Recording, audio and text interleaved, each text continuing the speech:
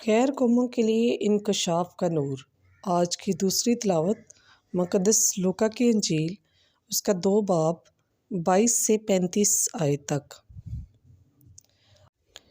اور جب موسیٰ کی شریعت کے موافق ان کی طہارت کے دن پورے ہو گئے تو وہ اسے یروشلم میں لائے تاکہ اسے خداوند کے آگے حاضر کریں، جیسا کہ خداوند کی شریعت میں لکھا ہے کہ ہر ایک پہلوٹا بچہ خداوند کے لیے مخصوص ٹھہرے گا۔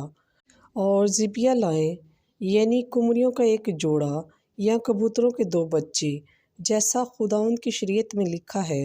اور دیکھو، یروشلم میں شمعون نامی ایک آدمی تھا، اور وہ راست باز اور دیانت دار اور اسرائیل کی تسلی کا منتظر تھا، اور روح القدس اس پر تھا۔ اسے روح القدس سے آگاہی ہوئی تھی کہ جب تک تو خداوند کے ممسوح کو نہ دیکھ لے، موت کو نہ دیکھے گا۔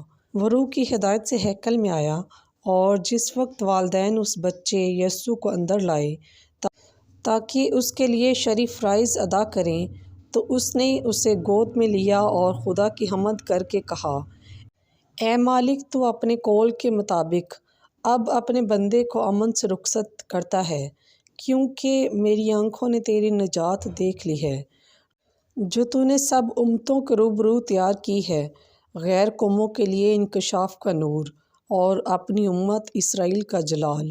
اور اس کا باپ اور اس کی ماں ان باتوں پر تعجب کرتے تھے جو اس کے حق میں کہی جاتی تھیں، اور شمعون نے ان کے لیے برکت چاہی، اور اس کی ماں مریم سے کہا، دیکھ، یہ اسرائیل میں بتھیروں کے گرنے اور اٹھنے کے لیے اور ایسا نشان ہونے کے لیے مقرر کیا گیا ہے جس کے خلاف کہا جائے، اور تیری اپنی جان کے اندر سے تلوار گزر جائے گی تاکہ بہت سے دلوں کے خیال کھل جائیں۔